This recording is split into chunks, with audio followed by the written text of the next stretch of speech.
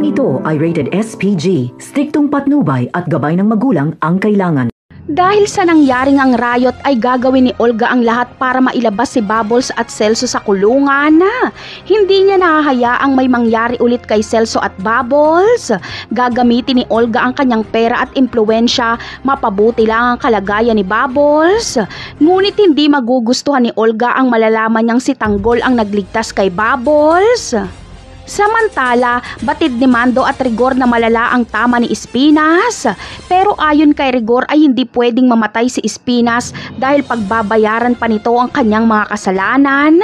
Lalo pat nakilala ni Rigor si Bubbles na babaeng kasama ni Tanggol sa pagtambang sa mga Red Phoenix.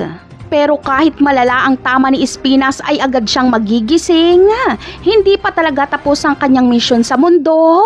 Pati si Maca Santos ay buhay din. Hindi malala ang tama nito. Pero si Balatukan ay hindi nakaligtas kay kamatayan. Sa ulo kasi siya tinamaan. Sa kabilang banda naman ay ikakagulat nga ng lahat dahil buhay pa pala itong si Severino. Itinago lang ito ni Ramon at sekretong nagpapagaling. Kapag magising na si Severino ay ito ang magbibigay linaw na matagal na pala silang napapaikot ni Olga at ng impostor na si David. Napakarami pa nating dapat abangan sa mga susunod na episode. Paalam!